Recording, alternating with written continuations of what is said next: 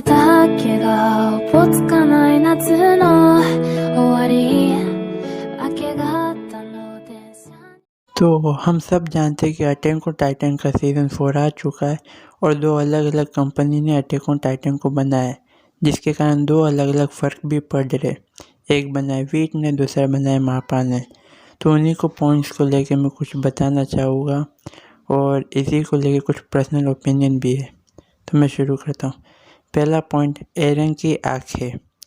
एरन की आँखें अलग तरीके से दिखाई गई है मापा में। वीट के अंदर हमेशा उसको ग्रीन कलर का दिखाया गया है, पर अगर तुम मापा में देखोगे तो उसको एनिमल के तौर पर ही दिखाया गया है। सीज़न 1 में हमें पहले ही बोल दिया गया था कि टाइटन असल में एनिमल के इक्वली होते हैं। जिस तरह एनिमल की आँखें दिन में नॉर्मल होती है पर रात में ग्लो करती है, उस तरह मापा ने हमें दिखाया था कि किस तरह एरन की आँखें जब डे और या फिर लाइट वाले एरिया में होती है तो ग्रे कलर की दिखती है, पर वो जब डार्क प्लेस में रहता है तो उसकी आँखें ग्रीन कलर की ग्लो करती है। इसी को लेके दूसरा point, light quality. Attack on Titan के मापा ने जो बनाया उसके अंदर एकदम लाइट क्वालिटी दी है। वीट असल में डार्क को बोल्ड देता था, जिसके कारण हॉरर भी लगता था, पर इन्होंने लाइट क्वालिटी दी जिसके कारण कहीं ना कहीं ये जापानीज एंड्रॉयड गेम के जैसे लग रहा था। और बात है इसका बैकग्राउंड। मेरे को इसका बैकग्राउंड जो था अच्छा लगा। मापा ने अलग अलग बैकग्राउंड दिए थे, वीट ने सिर्फ 2 टाइप के बैकग्राउंड दिए थे, वार्म और डार्क और ग्रीन कलर, जो अलग अलग सीज़न के हिसाब से था। पर यहाँ पे मापा ने पर्पल कलर का भी बैकग्राउंड दिया था, जो सनराइज़ का था, जो एरन की एंट्री पे भी था जब वो जेल से भाग जाता है, और ऐसे और भी बैकग्राउंड दिए थे मापा ने। फिर आते हैं ओपनिंग सॉन्ग को लेके। ओपनिंग 1 इंकरेज के लिए, ओपनिंग 2 जहाँ से लड़ाई शुरुआत हुई, ओपनिंग 3 जहाँ पे ये लड़ाई रुकने नहीं वाली, ओपनिंग 4 जो मीनिंग करती है पीस का, ओपनिंग 5 जो बताती विन जो पूरी तरह से जीत गए। सीज़न 3 का पार्ट 2 की बात कर रहा हूँ। और ओपनिंग 6 जो वॉर है, इन्होंने ओपनिंग के अंदर कोई सा भी स्पॉइलर नहीं किया था। जितनी भी एनिमी एपिसोड आते हैं सबके अंदर एनिमी के जो होते स्पॉइलर हो जाते हैं, और एनिमी स्पॉइल हो जाते हैं, जिसके कारण हमें आइडिया आ जाता है कि एनिमी में आगे क्या होने वाला है। अटैक ऑन टाइटन के सीज़न 1 से लेकर सीज़न 3 तक ये होता था, पर अटैक ऑन टाइटन 4 के अंदर ऐसा कुछ भी नहीं हुआ। उन्होंने स्पॉइल भी नहीं किया और एनिमी भी हमें समझा दिया। एनिमी के अंदर पूरी तरीके से वॉर होने वाली है, इन्होंने ओपनिंग से हमें समझा दिया। ओपनिंग में हमें बताया जाता है कि वॉर की तैयारी हो रही है, वॉर ही होने वाला है। एंड इतना ही नहीं, मापा ने हमें ये चीज़ भी दिखाई है कि यहाँ पे जो कुछ भी हो रहा है एरन के कारण हो रहा है। एरन के कारण कहने का मतलब ये कि एरन जो था, अगर तुम इसका पहला ट्रेलर देख लो तो उसके अंदर हमें यही दिखाया गया था कि जो कुछ भी कर रहा है एरन कर रहा है। ओपनिंग में भी यही था, हमें पूरी वॉर दिखा दी गई, पर लास्ट में हमें एरन दिखाया जाता है, जो पूरी तरह से हमें सिंबल करती है कि ये भी एरन के कारण ही हो रहा है। इसी को लेके लास्ट आता है मेरे ओपनिंग से रिलेटेड, वो है fallen bird.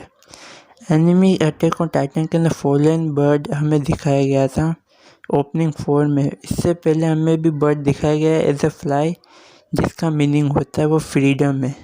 Attack on Titan के अंदर हमें फ्रीडम बर्ड है जो हमें दिखाया जाता है फ्रीडम के तौर पे। एंड जब अटैक ऑन टाइटन का सीज़न 4 का जब ट्रेलर आया था, वो भी हमें दिखाया गया था उड़ते हुए पक्षी को लेकर, जो बताती कि फ्रीडम है, यहाँ से हमें फ्रीडम मिल सकती है। पर यहाँ पे हमें फॉलन बर्ड दिखाया गया। फॉलन बर्ड का मीनिंग ये है कि फ्रीडम नहीं है किसके लिए, पैराडाइज आइलैंड वालों के लिए। तुम में से अगर किसी ने मांगा पढ़ा तो सही, अगर मांगा नहीं पढ़ा तो आने वाली सीरीज़ में मालूम पड़ जाएगा। लास्ट आता है इनका पोस्टर। जब अटैक ऑन टाइटन तुम अगर 4 सर्च मारोगे तो तुम्हें ये पोस्टर मिलेगा, पर जब ट्रेलर रिलीज़ हुआ था तब ये वाला पोस्टर था। दोनों पोस्टर में बहुत ही अच्छा खासा कंपैरिजन है। तुम अगर ध्यान से देखो तो यहाँ पे 69 दिखाया गया है। मेरे कहने का मतलब है कारमा। सीज़न 1 के अंदर एरन इधर खड़ा है, वहाँ पे कोलोसल टाइटन है, और यहाँ पे पैराडाइज आइलैंड है जो बर्न हो रहा है। जो एक तरह से अगर मैं बताऊँ तो माली वालों ने अटैक किया था, जिसके कारण तब भाई ये वहाँ से एरन की ये शुरुआत हुई है। एंड इस पोस्टर में अगर तुम ध्यान दो तो राइनर है, सामने एरन है और आसपास राइनर का शहर मार्ली टाउन है। और अगर तुम बिल्डिंग के ऊपर ध्यान दो तो पैराडाइज आइलैंड के लोग हैं, जो एक तरह से सिंबल करता है कि अब पहले राइनर और मार्ली वाला जहाँ पे राइनर इंचार्ज था वहाँ पे उसने शुरुआत की थी तबाही की, पर यहाँ पे अब एरन आया, अब एरन ने शुरुआत की है। और एक सीन भी था जहाँ पे एरन ये कहता भी है कि वो राइनर के इक्वल और सेम है। तो यही था कुछ टाइटन को लेके। एंड मेरा लास्ट पॉइंट है मिसिंग ऑफ बॉल को लेट। मुझसे बोला नहीं जाए, ऐसे में जर्मन वर्ड है।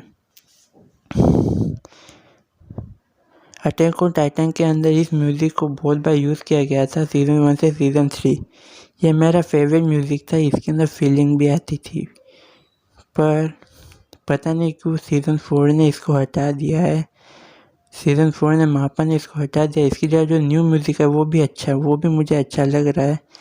पर कहीं ना कहीं मुझे मिसिंग हो रही है, फीलिंग आ रही है कि बोकलेट को भी होना चाहिए था। तो बस इतना ही है। अगर मैं लास्ट कंक्लूजन पर आ जाऊँ तो यही कि अटैक ऑन टाइटन का अच्छा होने का रीज़न है हाजी इशियामा, जिसने इसको लिखा है।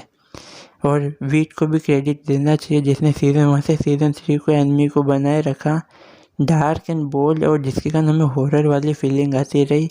और म्यूज़िक को जो हमें इतने अच्छे अच्छे म्यूज़िक भी हमें मिले। तो बस इतना ही था।